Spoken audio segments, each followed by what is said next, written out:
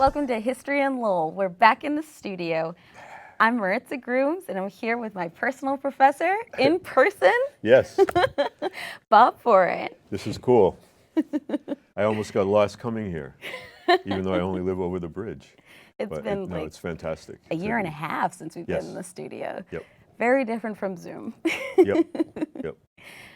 Well, let's get right into it, Bob. I think a year ago, when we did first start talking on Zoom, doing our shows on Zoom, we were talking about racial violence. We were talking about the Red Summer of 1919 and putting in the context of the present and everything that was going on with racism being declared a public health crisis in some places, not in Lowell, and other uprisings that were happening because of state-sanctioned violence against Black folks. That's a lot. Yeah, I mean, we've definitely covered a lot of the history that usually is hidden. So I find it interesting now that we're in this debate about where people are trying to say you can't teach about this history that we speak a lot about on the program, particularly history related to race and white supremacy, other words we've called out and used during the programming. And in a way, that's really the cancel culture, if you will, because for such a long time, we've, in the production of history books that are used in elementary and secondary schools, a lot of this history is really left out. And so that's why we end up getting into this conversation like we did last summer in the country, where people will refer to something like the case of George Floyd or Breonna Taylor and say, well, that's just not America. That's not us. And then if you understand the history, you say, well, wait, no, it's sadly, it's in the tradition. It's definitely an aspect of American history, not just American history, global history. This happens in other places, to not simply say this is only an American phenomenon, but it happens repeatedly. And because we don't understand the history, we've never really dealt well with trying to figure out, okay, well, what do we do? And we treat sometimes I feel like we treat each episode almost like it's a surprise, right? And then the surprise goes away, and then we go back to normal again. And I'm hoping that over the pandemic year and a half and everything that's transpired related to these topics, that we're going to resist somehow this let's go back to normal, because normal got us this history that we're speaking about today. Right. And the erasure, the whitewashing of history has also been what has been normal for so long. Right. And I think we've even talked about it on the show here. We're not interested in returning to normal. The two of us, we're rabble rousers by nature, and we're busting systems up. And I think, when we're talking about this history, and you and I, we bring it to the forefront in this way where I feel like it's accessible and it's really understandable. It's stuff that you don't hear in school. And then we wonder why. Why are these things being taught in the way that they are? And maybe if they were taught in the way that we are learning it, and that I get to learn from you and Vice versa. Right, maybe we wouldn't have to advocate so much. Maybe people would actually understand why these things matter. Maybe some of these horrific events wouldn't even be happening. That's my personal hope. Yeah, that's definitely the hope, right? I taught on campus at the university at UMass Lowell all spring, and I taught about Tulsa, and I didn't realize it was going to be such a big topic in the news over the last several weeks.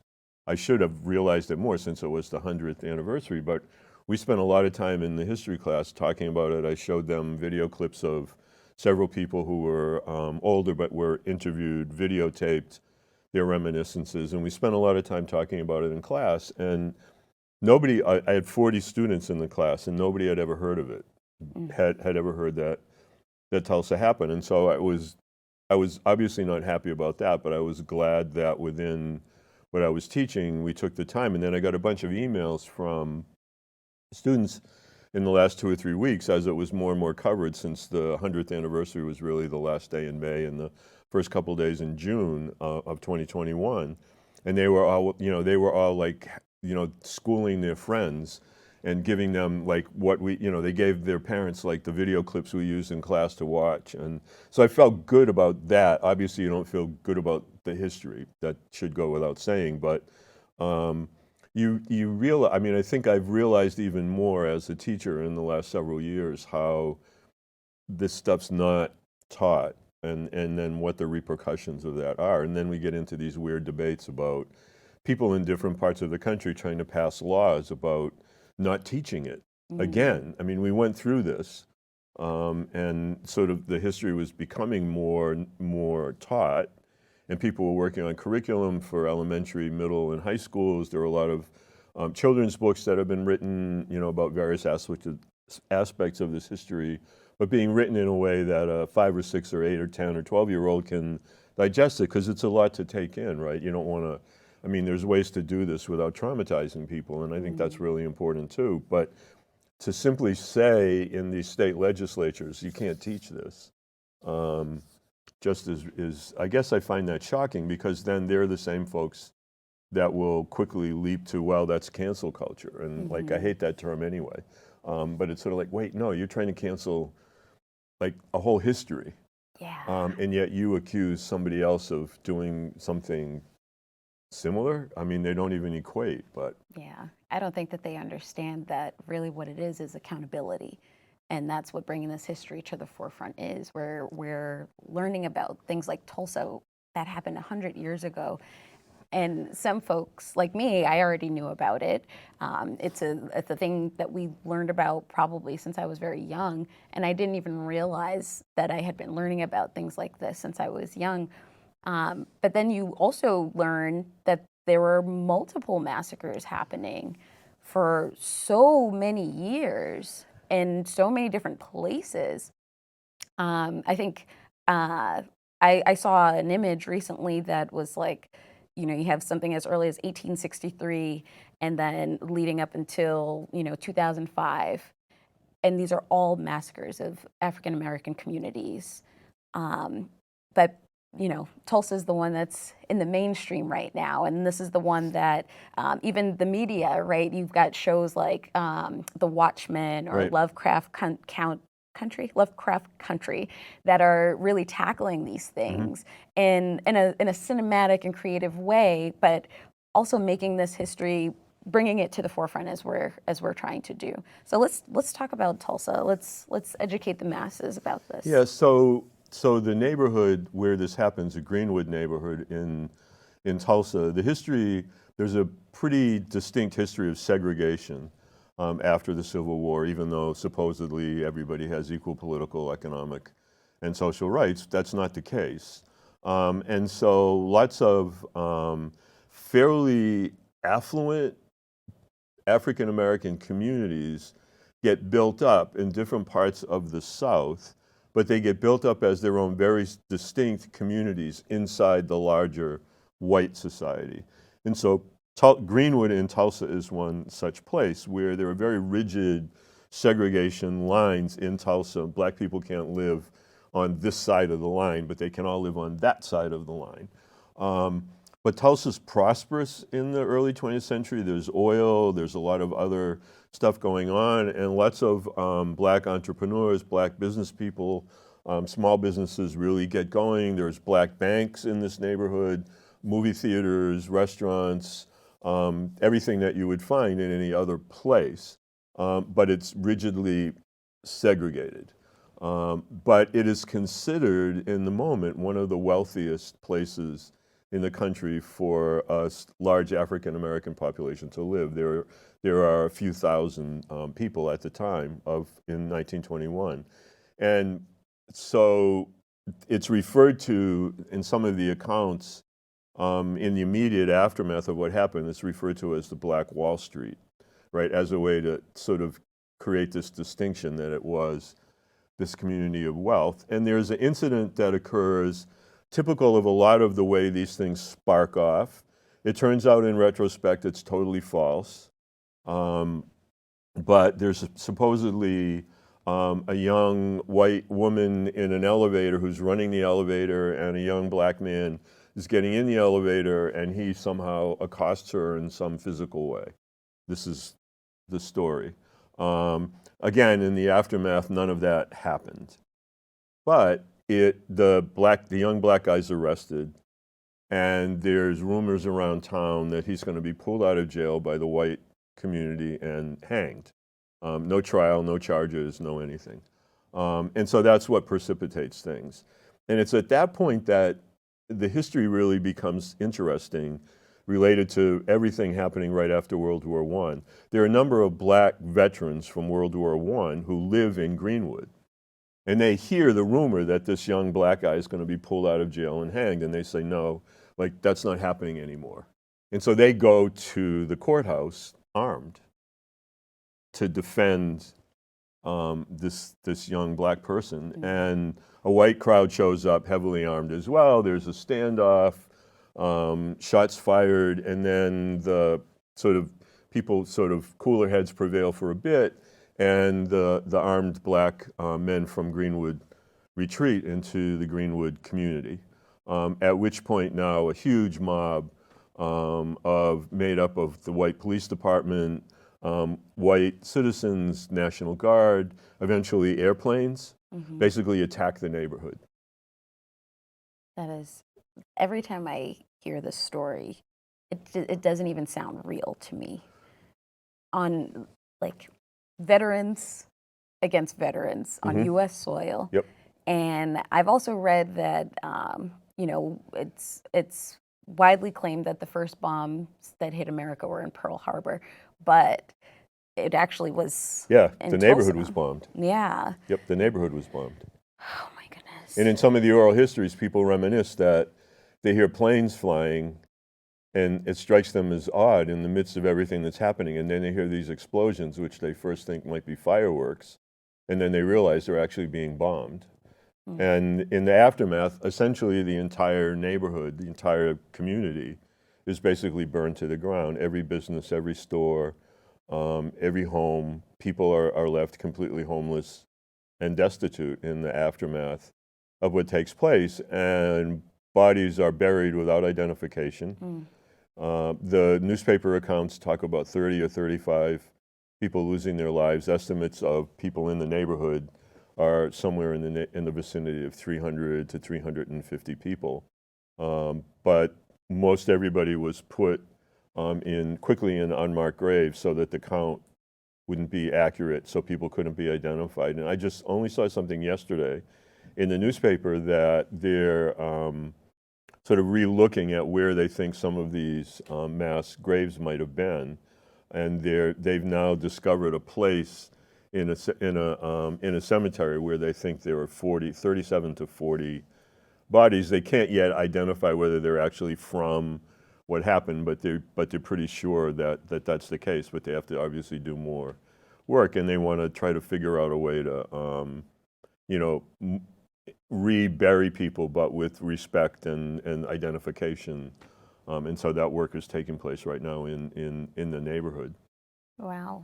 That is, imagine all of that work, when, people say, why don't you just go do your own thing? Why don't you just, we did our own thing. And whole communities decimated, whole lives lost. Well, you're caught either way, right? Because if you're told, if you try, and there's this interesting sort of intellectual conversation going on within the African American community at the time, where you have people like W.E.B. Du Bois who are talking about integration and uses this term, the talented 10th, that there are a lot of intellectuals, and he becomes one of the first people to get a PhD, and there's all this activity right that way. And then there's Booker T. Washington and people associated with him that say we're better off if we build our own stuff.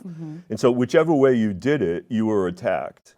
If you tried to integrate, you were told you were told to go back to your place, and if you went back to your place, then you became a target for these sorts of incidents. So it didn't really, no matter which way somebody would have turned, their possibilities were limited. The thing about this is, which I really wanted to impress upon my students, is that one of the charges always is around building wealth, right? We talk a lot about inequality. And people don't make the connection that if you destroy these neighborhoods, if you take away people's livelihoods, what you end up doing is eliminating the possibilities for intergenerational wealth, right? In white society, the way we measure success is that my grandparents didn't finish high school, my parents finished high school, I went to college, right? And that's sort of like, that's one way that in white society, right, people think of upward economic mobility. The other way in white society you think about that is you start a business, right? You generate wealth that way, you pass it on to your kids, they pass it on to their kids, right? But if you deny a whole segment of American society the ability to get a college, to go to school, and so segregated elementary, middle, and high schools back in the late 19th, early 20th century, and no admission to public colleges and universities, you've deprived people of the ability to gain that trajectory. And then if you, each time people become successful, you burn down their stuff and you deprive them of their wealth. You know, Greenwood cost people, you know, millions and millions of dollars. People's homes were burned down. Then they can't escape, right, this poverty trap that they're in. And then again, that gets covered up. And so I was surprised that, like, again, thinking about the show today, I did a little more reading, and only in 2020 did the state of Oklahoma make the teaching of what happened in Tulsa a requirement in the school curriculum for all of Oklahoma. And there's somebody at the university that I work with who's grew up in Tulsa, and is white, grew up in Tulsa, and was never taught. I feel like I've seen that a lot across the board of people who grew up in Tulsa and did not know that this happened. And imagine nearly 100 years later, they're just learning about the history of the place that they live in, that they grew up in, that maybe even their family might have some stake in. It's really a tragedy, and it's unfortunate that we don't understand how all of these things play out in our current reality, in the present time, where impoverished neighborhoods can't ever get out of that cycle of poverty, or it seems like they can't get out of that cycle of poverty. And when we're talking about things being racism being a public health crisis, this is where some of those things start. Exactly. Yeah. So the other thing that's been sort of discussed lately that's appearing more in the news, and I suspect in the next couple of weeks there'll be more newspaper articles and things about Juneteenth, right? And sort of what Juneteenth is. And I have to admit that growing up white in Massachusetts, you know, when I started teaching, I became more aware of what Juneteenth meant, what it was, its significance. But like Tulsa, for me in Massachusetts, as a white kid growing up in Beverly, Mass, it was like, Juneteenth.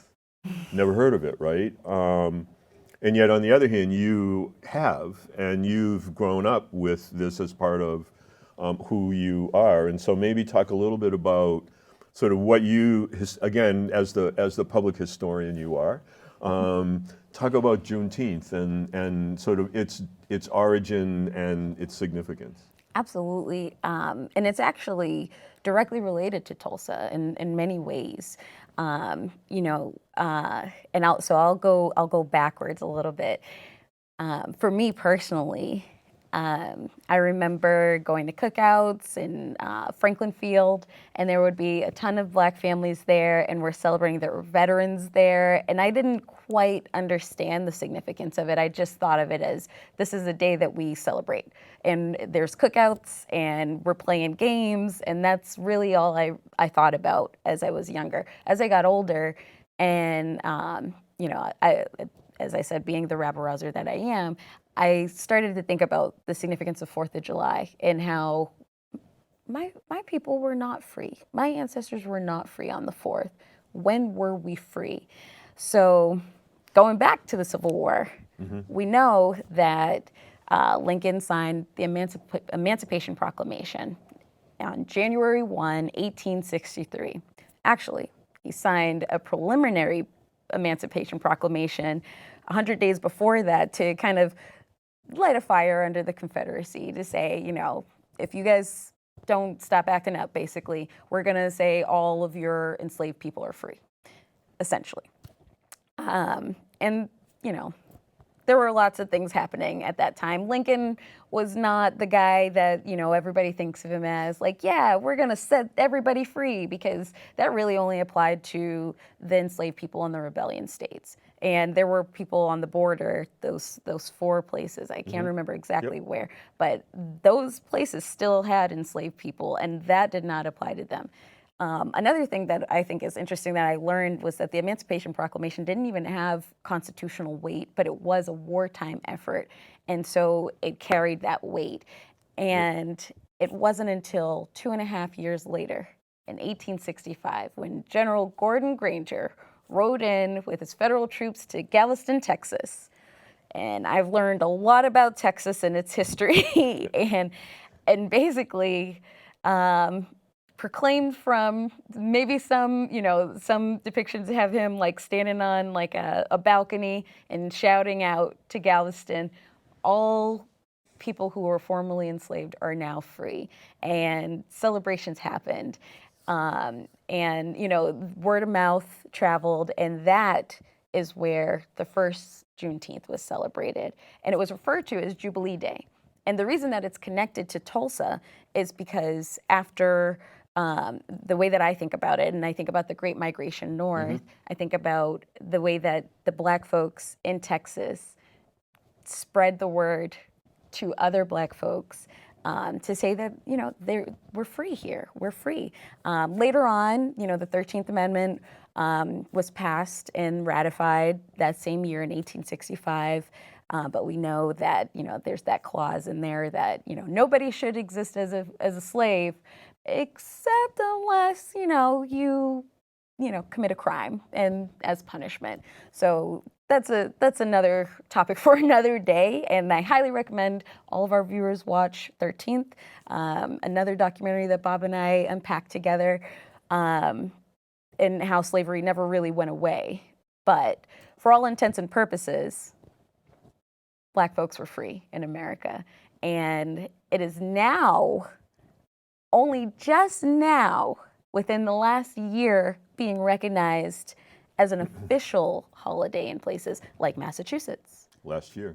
Only last year. And why? Why was it only last year? You know, was it because we were all at home? Was it because we all were forced to sit and digest and consume the violence that was happening against Black Americans? You know, I wonder about that. I wonder, like, what was the impetus? Like, what was the thing that really got everybody to pay attention? And now there are places that are actually there. What are there? 3 states, right now that are recognizing it as a paid holiday. I have them right here: Pennsylvania, Texas, and New York. And Texas is so significant to me because of the way the things happened, that things went down in Texas. Because, of course, you know, it wasn't all smooth sailing. You know, suddenly enslaved folks were free, and then what? You know, I believe that they were encouraged to stay. Right. They were actually in the order that you mentioned. Basically, within the writing of the order, it said, "But oh yeah, by the way, like don't leave where you are. Stay exactly where you are, but only now work for wages, as if like you're going to get paid wages, right?" And right, I mean, it didn't basically say you can now go anywhere you want and do whatever you want. It essentially said you're free, but it'd probably be a good idea if you just stayed put. Exactly. Which is really what the measure said. I mean, the other thing that, again, boggles the mind, right? Because we think now about instant communication. That you have, as you said, 1863, the Emancipation Proclamation. It's now 1865 in June, and now word gets to Texas. And so what I think about, like, what transpired in between with the lives of a whole bunch of people who were nominally free but didn't realize it, and sort of what occurred in their lives over that 2.5 roughly year period before word got there. And then again, the the arrogance in a way of saying, yep, you're free, but don't go anywhere, Yeah. right? Because what I take for, again, as a pretty privileged white guy, is part of being free is I can like go where I want to go, when I want to go. Right. And it's sort of like, that's a measure of freedom to me anyway, that's a good yardstick, right? Can I go where I want to go when I want to go? And if I'm driving at night, is somebody going to pull me over because, you know, I'm you know, not the you know, the right ethnicity or the right nationality? And chances are really good that no, that's not going to happen to me. And so it is, and so why do you think, because you sort of posed it, why do you think that now in 2021, people are beginning to sort of pay more attention to it? The reality is that 47 or 48 states have now recognized Juneteenth as like a state holiday, but it doesn't mean it carries like the distinction of like, you know, a paid day off or what have you. We don't know 3 states do. But why do you think it's happening now that people are paying a bit more attention? You know, it's a thing that boggles my brain. And I really want to say that it's because of people like us who are bringing this history up and who are asking questions. But I really hope it's because the tides are changing and people are learning about that history. And I know we have to wrap up soon. But before we do, I just also want to make this connection between Tulsa and Texas and Juneteenth. Connect on. The violence that happened afterwards, that happened in Texas, was the violence that led to the rest of the massacres, right? You know, it was almost like a vengeance that former slave owners took upon the freed people there. And I think the violence that keeps happening now, presently, is making people want to dig deeper. And so maybe that is what is springing some of this forward. So We have 4 books right there. yes, Read a book. Read a book. Please read a book. Please do your research. Please watch our show and maybe learn a thing or two. Thank you all for tuning in. This has been History in Lowell.